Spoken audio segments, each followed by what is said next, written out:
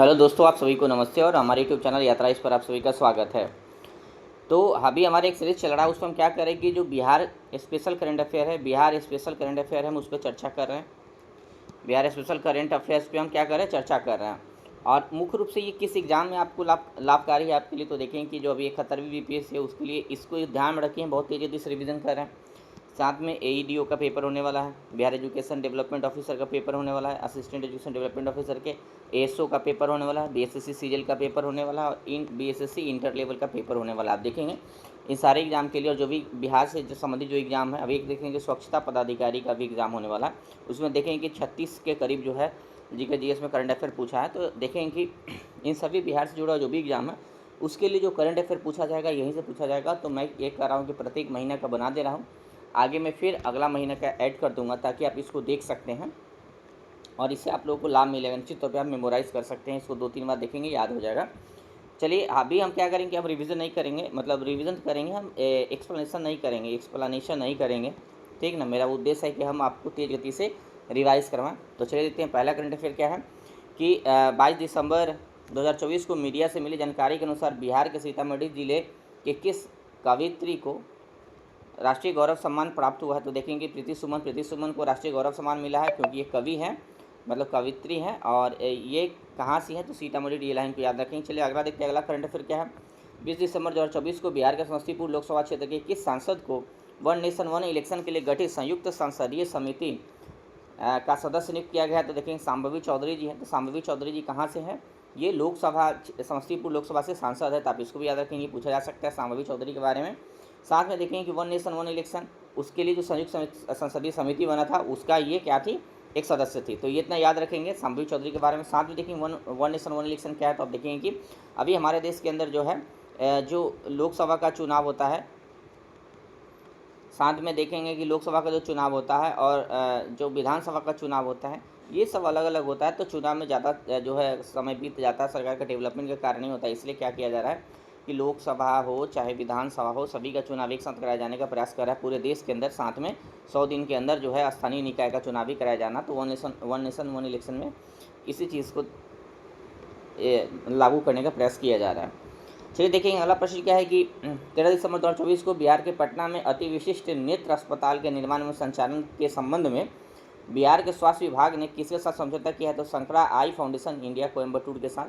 तो एक शंकरा आई फाउंडेशन है, उसके साथ क्या किया गया कि बिहार के स्वास्थ्य विभाग द्वारा, तो स्वास्थ्य मंत्रालय, मतलब यहाँ मंत्रालय को विभाग बोला जाता है बिहार के अंदर, तो आप इसको भी याद रखेंगे, मंत्रालय को यहाँ क्या बोला जाता है, डिपार्टमेंट शब्द का इस्तेमाल किया जाता है, यहाँ मंत्रालय को विभाग बोला जाता है। तो बिहार के जो स्वास्थ्य विभाग है उसके द्वारा शंकरा आई फाउंडेशन के साथ क्या किया गया है कि पटना में एक अति विशिष्ट नेत्र अस्पताल खोलने के लिए और संचालन करने के लिए समझौता किया गया। तो इसको याद रखेंगे। चलिए देखते हैं अगला जो करंट अफेयर है कि राष्ट्रीय शिक्षा नीति 2020 के तहत सांस्कृतिक स्रोत एवं प्रशिक्षण केंद्र नई दिल्ली में आयोजित 20 दिवसीय कार्यशाला में बिहार के किस जिले के शिक्षक मुकेश कुमार शर्मा का चयन हुआ। देखें कि मुकेश कुमार शर्मा का चयन हुआ वो सारण जिले से है।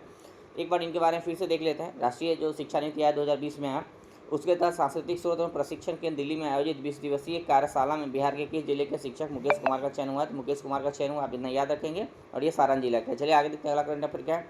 बिहार के मुख्यमंत्री नीतीश कुमार जी द्वारा कहाँ अटल कला भवन का शुभारंभ किया गया, मुजफ्फरपुर में। याद रखेंगे अटल कला भवन कहाँ बनाया जा रहा है, मुजफ्फरपुर में, इसको आप लोग याद रखेंगे। चलिए देखते हैं अगला जो प्रश्न है कि 12 दिसंबर 2024 को बिहार के मुख्यमंत्री नीतीश कुमार ने देश का पहला बाल कैंसर अस्पताल महावीर बाल कैंसर अस्पताल का शिलान्यास किया फुलवारी शरीफ पटना में जो है महावीर बाल कैंसर अस्पताल का बनाया जा रहा है। तो आप इसको भी याद रखेंगे फुलवारी शरीफ में।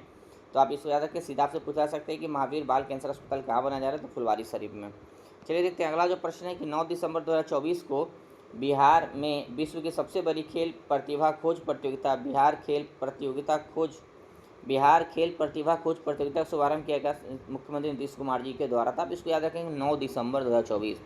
क्या कि इस तरीके की जो महत्वपूर्ण योजना होता है उसमें एक तिथि पूछ लिया जाता है। तो यहाँ ध्यान दें कि 9 दिसंबर 2024 को बिहार के मुख्यमंत्री द्वारा बिहार खेल प्रतिभा खोज प्रतियोगिता का शुभारंभ किया गया। तो आप देखें कि बिहार जो है खेल में तेज गति से प्रगति कर रहा है और इसके लिए विभिन्न सारे योजनाएं लाया जा रहा है, ताकि इंफ्रास्ट्रक्चर डेवलपमेंट के लिए योजना लाया जा रहा है। साथ में देखेंगे कि बच्चों के चयन के लिए अलग योजनाएं लाया जा रहा है। और ये क्या है ना कि खेल प्रतिभा खेलने के लिए साथ में देखेंगे कि अभी जो भी ओलंपिक स्तर के खिलाड़ी उनके लिए 20 लाख रुपये तक छात्रवृत्ति देने की बात की गई, 20 लाख रुपये तक छात्रवृत्ति देने की भी बात की गई है। तो बिहार खेल के क्षेत्र में तेज गति से विकास कर रहा है। देखेंगे कि आगे जो अगला जो करंट अफेयर है कि 9 से 13 दिसंबर 2024 के मध्य त्यागराज स्पोर्ट्स कॉम्प्लेक्स नई दिल्ली में आयोजित 68वें राष्ट्रीय स्कूल खेलकूद प्रतियोगिता 2024 में बिहार के खिलाड़ियों के कुल कितने पदक जीते हैं? तो 1 रजत 2 कांस्य सहित 3 मेडल जीता गया है। तो आप देखेंगे कि 3 मेडल जीता गया है, 1 रजत जीता गया है और 2 कांस्य पदक जीता गया है। तो आप इसको याद रखेंगे। और ये किस तरीके की प्रतिस्पर्धा था? तो 68वीं राष्ट्रीय स्कूल खेलकूद प्रतियोगिता 2024। तो आप इसको याद रखेंगे कहाँ हुआ था? दिल्ली के अंदर हुआ था। तो आप इसको भी याद रखेंगे। बिहार के द्वारा यहाँ 3 पदक जीता गया है, एक रजत और 2 कांस्य पदक। चलिए देखते हैं अगला जो प्रश्न है। 7 दिसंबर 2024 को बिहार के पटना में मुख्यमंत्री नीतीश कुमार की अध्यक्षता में मुख्यमंत्री राहत कोष न्यासी परिषद की बैठक हुई थी। इस बैठक का क्रम क्या था? 23वां था। मुख्यमंत्री न्यासी कोष परिषद की बैठक हुई थी। बैठक का क्रम क्या था? 23वां था। तो आप इसको याद रखेंगे। पहले तो यही याद रखेंगे कि पटना में क्या हुआ है कि मुख्यमंत्री राहत कोष न्यासी परिषद का आयोजन किया गया। 23वां परिषद था। साथ में ये याद रखेंगे कि इसकी अध्यक्षता किसने किया? तो मुख्यमंत्री नीतीश कुमार जी द्वारा किया गया। तो याद रखेंगे। चलिए आगे देखते हैं अगला जो करंट अफेयर है। बिहार के किसानों को विपरीत मौसम एवं अन्य आपदाओं से हुए फसल नुकसान पर राहत प्रदान करने के लिए बिहार सरकार ने रबी 2024-25 फसल के लिए किस योजना की मंजूरी दी है? तो राज्य फसल सहायता योजना। तो राज्य फसल सहायता योजना की मंजूरी दी गई है। किस लिए दी गई है? तो रबी फसल 2024-25 के लिए यह योजना लाया गया है, राज्य फसल सहायता योजना। तब इसको याद रखेंगे। अगला जो प्रश्न है कि तीरंदाजी विश्व कप 2025 के लिए किसे भारतीय सीनियर तीरंदाजी टीम में जगह बनाई? तो बिहार की अंशिका कुमारी। तब इसको याद रखेंगे। जो तीरंदाजी विश्व कप 2025 हो रहा है उसमें भारतीय सीनियर तीरंदाजी टीम में जो है तीरंदाजी टीम में एक जगह बनाई है बिहार की अंशिका कुमारी। तो इसको भी आप याद रखेंगे। चलिए देखते हैं अगला जो करंट अफेयर है उसको देखते हैं थोड़ा। अगला जो करंट अफेयर है कि 7 से 11 दिसंबर 2024 के मध्य ओडिशा के कलिंगा स्टेडियम में आयोजित अंडर 20 39वां जूनियर नेशनल एथलेटिक्स चैंपियनशिप 2024 में बिहार के खिलाड़ियों ने कितना पदक जीता है? तो देखेंगे 4 स्वर्ण 2 रजत 2 कांस्य सहित 8 पदक। तो बिहार के खिलाड़ी द्वारा 8 पदक जीता गया है। और इसमें कितना है? तो 4 स्वर्ण है, 2 रजत है और 2 कांस्य है। तो आप इसको याद रखेंगे। और ये कौन सी प्रतिस्पर्धा थी? तो देखेंगे कि 39वां जूनियर नेशनल एथलेटिक्स चैंपियनशिप 2024। तो 39वां जूनियर नेशनल एथलेटिक्स चैंपियनशिप 2024 में बिहार के खिलाड़ियों ने कुल 8 पदक जीता, जिसमें 4 स्वर्ण 2 रजत और 2 कांस्य हैं। और ये काम हुआ था कलिंगा स्टेडियम उड़ीसा के अंदर संपन्न हुआ था। चलिए अगला जो प्रश्न देखते हैं। अगला प्रश्न है कि 6 से 7 दिसंबर 2024 के मध्य आयोजित पटना पुस्तक मेला 2024 का उद्घाटन बिहार के मुख्यमंत्री नीतीश कुमार ने किया। इस मेले की थीम क्या थी? पेड़ पानी जिंदगी पर्यावरण बदलो अभी, यानी पेड़ पानी जिंदगी पर्यावरण बदलो अभी। तो ये थीम था इसका। तो आप इसको भी याद रखेंगे। पेड़ पानी जिंदगी पर्यावरण बदलो अभी थीम किसका था? पटना पुस्तक मेला 2024 का। चलिए देखते हैं अगला जो करंट अफेयर है। बिहार सरकार की महत्वाकांक्षी योजना 7 निश्चय 2 के तहत नवंबर 2024 में मासिक रैंकिंग में पूरे राज्य में किस जिला ने पहले स्थान पर रहा? तो बक्सर जिला। तो देखेंगे कि 7 निश्चय जो स्कीम आया था, तो 7 निश्चय जो है 7 निश्चय पहला आया, 7 निश्चय 2 आया, अभी 7 निश्चय 2.0 जो है अभी संचालित हो रहा है। तो इसके बेहतर संचालन में, इसके क्रियान्वयन में, इस योजना के क्रियान्वयन में बक्सर जिला पहले स्थान पर रहा है। आप देखेंगे कि बीपीएससी लगातार प्रश्न पूछते रहा है। तो आप 7 निश्चय जो 2 है, आप 7 निश्चय को याद कर लीजिए, ताकि इस पीटी में जो अभी प्रीलिम्स एग्जामिनेशन होने वाला है, पीटी के एग्जाम होगा, उससे सवाल पूछा जाएगा। चलिए देखते हैं अगला जो प्रश्न है कि बिहार सरकार ने भूमि सर्वे को पूरा करने के लिए समय सीमा जुलाई 2025 से बढ़ाकर कितना किया है? तो जुलाई 2026 तक किया गया। तो बिहार सरकार क्या कर रहा है कि भूमि सर्वे कर रहा है, और भूमि सर्वे करने की जो समय सीमा है उसको बढ़ा के कितना किया गया? जुलाई 2026 कर दिया गया है। चलिए देखते हैं अगला जो करंट अफेयर है। अगला करंट अफेयर है कि बिहार के पूर्णिया जिले के किस व्यक्ति को भारतीय सेना में लेफ्टिनेंट बनाया गया? तो प्रकाश कुमार जी है। भारतीय सेना में इन्हें लेफ्टिनेंट बनाया गया है, प्रकाश कुमार इनका नाम है। ये पूर्णिया जिले से हैं। चलिए देखते हैं अगला प्रश्न है कि 1 से 7 दिसंबर 2024 के मध्य थाईलैंड में आयोजित विश्व एबिलिटी स्पोर्ट्स युवा खेलों में बिहार के नालंदा जिले के किस खिलाड़ी ने एक स्वर्ण और एक कांस्य पदक जीता है? तो गोल्डी कुमारी, आप इसको याद रखेंगे। तो थाईलैंड में आयोजित विश्व एबिलिटी स्पोर्ट्स युवा खेलों में बिहार के नालंदा जिले की गोल्डी कुमारी ने एक स्वर्ण और एक कांस्य पदक जीता है, तो आप इसको याद रखेंगे। चलिए देखते हैं अगला जो करंट अफेयर है। 3 दिसंबर 2024 को भारत के प्रथम राष्ट्रपति देशरत्न डॉक्टर राजेंद्र प्रसाद की कौन सी जयंती मनाई गई? तो देखेंगे कि 140वां 3 दिसंबर को इनकी जयंती मनाई जाती है, तब इसको भी याद रखेंगे। और ये 140वां जयंती था। और देश रत्न से किसे संबोधित करता है? डॉक्टर राजेंद्र प्रसाद को। तो यहाँ से भी सवाल आ जाता है सीधे सीधे कि जननायक किसे बोलते हैं, देश रत्न किसे बोलते हैं। तो ये यहाँ से भी आप 1-2 सवाल कर सकते हैं, आप गौर से पढ़ाई करें बस।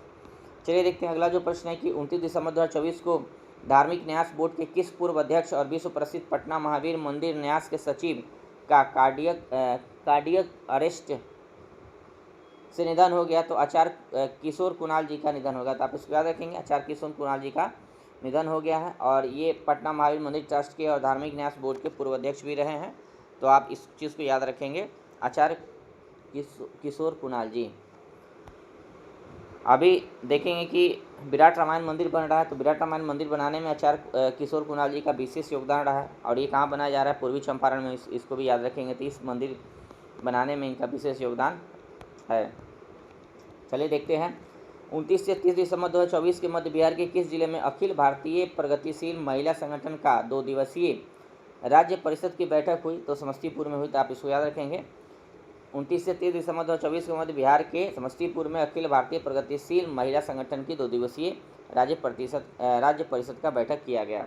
आगे देखते हैं अगला प्रश्न। 26 दिसंबर 2025 को बिहार के शेखपुरा जिले में किस बालक को प्रधानमंत्री राष्ट्रीय वीर बालक पुरस्कार से सम्मानित किया गया है? तो सौरभ कुमार है। सौरभ कुमार कहाँ से हैं? शेखपुरा से हैं। और इन्हें क्या किया गया है कि प्रधानमंत्री राष्ट्रीय वीर बालक पुरस्कार से सम्मानित किया गया, तो आप इसको याद रखेंगे। प्रधानमंत्री राष्ट्रीय वीर बालक पुरस्कार से सम्मानित किया गया है सौरभ कुमार को। चलिए देखते हैं अगला प्रश्न है कि 26 दिसंबर 2024 को बिहार के नालंदा जिले की किस दिव्यांग बालिका की असाधारण प्रतिभा के लिए राष्ट्रपति द्रौपदी मुर्मू ने प्रधानमंत्री राष्ट्रीय बाल पुरस्कार दिया है? तो गोल्डी कुमारी है। तो गोल्डी कुमारी जो नालंदा जिला के हैं, उन्हें क्या मिला है? प्रधानमंत्री राष्ट्रीय बाल पुरस्कार से सम्मानित किया गया है, और इसको आप याद रखेंगे। उनका नाम क्या है? गोल्डी कुमारी। चलिए देखते हैं अगला जो करंट अफेयर है कि बिहार के किस जिले में 108 करोड़ की लागत से बने एशिया के दूसरे और विश्व के 5वें फिजिकल मॉडलिंग रिसर्च सेंटर का निर्माण पूर्ण हो चुका है? तो सुपौल जिले के बीरपुर में, इसको याद रखेंगे। तो इसका लागत कितना है? 108 करोड़ है, बिहार के हैं, और ये एशिया के दूसरे और विश्व के 5वें फिजिकल मॉडलिंग रिसर्च सेंटर का निर्माण किया गया है। कहाँ? सुपौल के जिले के बीरपुर में। तो ये हमारा करंट अफेयर था। फिर हम नेक्स्ट वीडियो के साथ आप सभी के समक्ष उपस्थित होंगे। Thank you for watching me. Please subscribe my channel and share it. Thank you.